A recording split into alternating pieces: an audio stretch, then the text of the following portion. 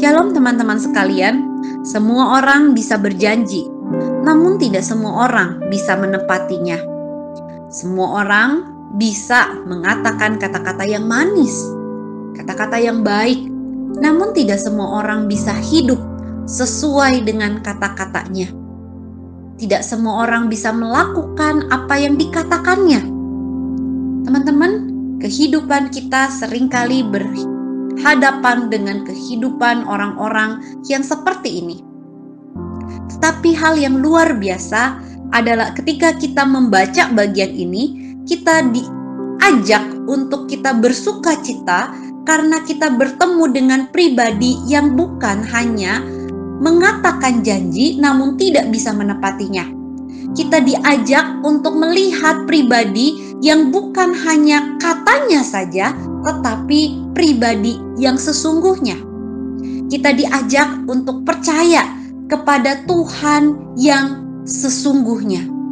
Teman-teman, Markus sebagai penulis di dalam kitab Injil ini bukanlah seorang murid dari 12 murid Tuhan Yesus. Namun Markus adalah orang yang melihat dengan jelas kehidupan Tuhan Yesus.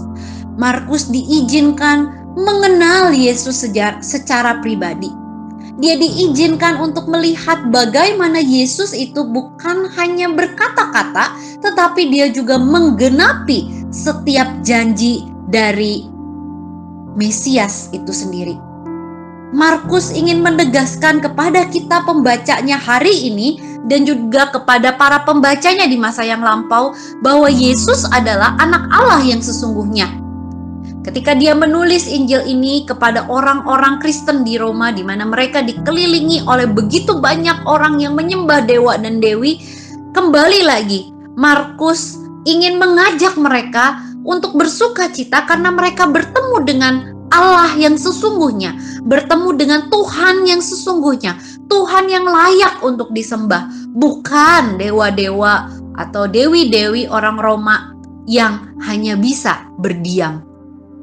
Teman-teman, di dalam bagian yang kita baca, ada satu hal yang menarik. Ketika Markus menulis bagian ini, dia memulainya dengan menceritakan terlebih dahulu tentang kisah Yohanes Pembaptis.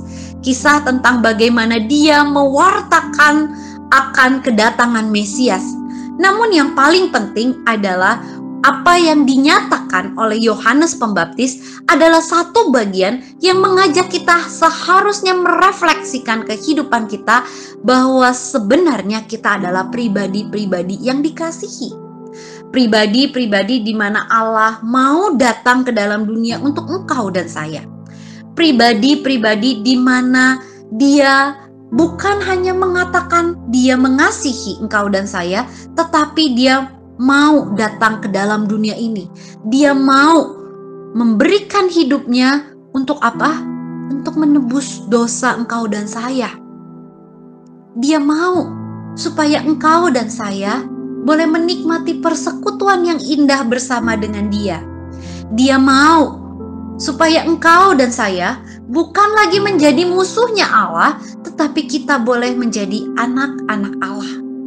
Teman-teman, berita yang dibawa oleh Yohanes Pembaptis di dalam bagian ini adalah sebuah berita yang menyatakan supaya kita bertobat dan memberi diri kita dibaptis. Namun satu hal yang paling penting sebelum kita kembali lagi diajak untuk bertobat dan memberi diri kita dibaptis, Hal yang paling utama, hal yang paling esensi di dalam sebuah pertobatan adalah sebuah penyesalan.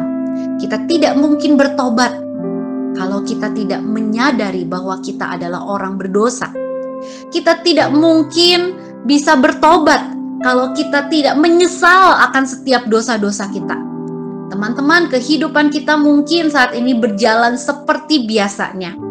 Namun jangan pernah lupa, ketika kita hanya menganggap kehidupan kita berjalan seperti biasanya, seringkali kita pun melupakan bahwa sebenarnya ada Tuhan yang menyertai kehidupan kita. Teman-teman, ketika kita berbicara tentang dosa, sebenarnya kita bukan berbicara tentang perbuatan-perbuatan yang nampak saja oleh mata, tetapi berbicara tentang pengabaian akan Tuhan. Ketika kita berbicara tentang dosa, maka ini bukan hanya berbicara tentang kita melakukan sesuatu yang merusak, menghancurkan, tetapi ini berbicara tentang self-awareness kita, kesadaran diri kita bahwa sebenarnya ada Tuhan di dekat kita. Ada Tuhan yang bersama dengan kita. Teman-teman, dosa ada begitu banyak. Tetapi satu hal yang harus kita sadari, ketika kita berdosa, kita bukan hanya berdosa kepada manusia, tetapi kita berdosa kepada Tuhan. Kita bukan hanya menyakiti hati manusia, tetapi kita menyakiti hati Tuhan. Kita bukan hanya ngata-ngatain atau ngebully teman kita, tetapi sebenarnya kita menghina Tuhan yang menciptakan mereka.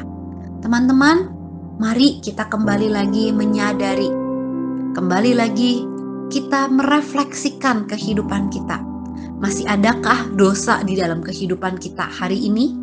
Masih adakah pengabaian akan keberadaan Tuhan dalam kehidupan kita? Masih adakah hal-hal yang kita lakukan secara tidak sadar melukai hati Tuhan yang telah memberi dirinya untuk engkau dan saya? Teman-teman, satu kabar baik, permulaan Injil, permulaan kabar baik itu dimulai dengan kedatangan Tuhan Yesus.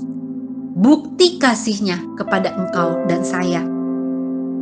Dia mau supaya engkau setiap hari memiliki relasi yang terus diperbaharui. Setiap hari mengalami, menyadari akan dosa dan mengaku setiap dosa kita. Sehingga teman-teman, kita semakin menyadari bahwa kita ini ada di dalam anugerah Tuhan. Biarlah kemurahan Tuhan hadir di dalam kehidupan kita. Biarlah anugerah Tuhan menyadarkan diri kita untuk selalu bersama dengan Tuhan hari lepas hari. Biarlah kabar baik Injil itu ada di dalam kehidupan kita. Teman-teman, mari kita sama-sama mengambil waktu berdiam. Kita kembali lagi merefleksikan kehidupan kita. Kita kembali merenungkan kehidupan kita. Sudahkah kita menerima akan kabar baik itu?